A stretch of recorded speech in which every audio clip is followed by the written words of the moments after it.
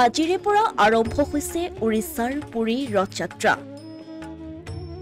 উদুলি মুদুলি পৰিৱেশে বিৰাজ কৰিছে উৰিষ্যাৰ পুৰীত। লাখ লাখ ভক্তৰ সমাগম ঘটিছে পুৰীলৈ।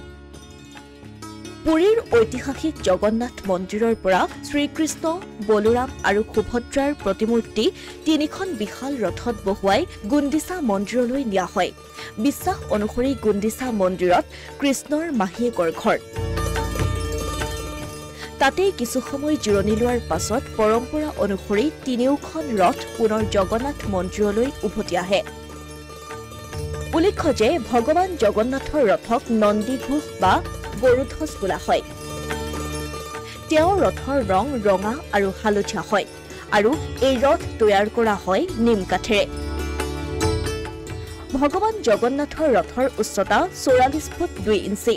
এই ৰথত মুঠ ১৬টা চকা আছে। সমান্তৰালকৈ শ্ৰীকৃষ্ণৰ ভাতৃ বলোৰামৰ ৰথক তালাধ্বজ বুলি কোৱা হয়। এই ৰথৰ ৰং ৰঙা আৰু সেউজীয়া হয়। বলোৰামৰ ৰথৰ উচ্চতা ৪৩ ফুট ৩ ইঞ্চি। তেওঁৰ ৰথত মুঠ ১৪টা চকা থাকে। দেৱী সুভদ্ৰাৰ ৰথক দৰ্পাদলন বুলি কোৱা হয়।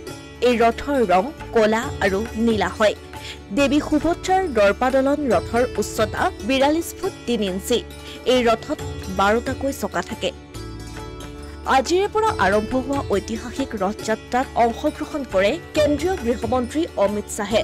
সমান্তৰালকৈ এই ৰথযাত্ৰাত অংশগ্ৰহণ কৰিবলৈ ইতিমধ্যে উৰিষ্যাত উপস্থিত হৈছেহি ৰাষ্ট্ৰপতি দ্ৰৌপদী মুৰ্মু। মুঠৰ ওপৰত উৰিষ্যাৰ পুৰী এতিয়া দ্বিতীয় বৈকুণ্ঠত পৰিণত হৈছে।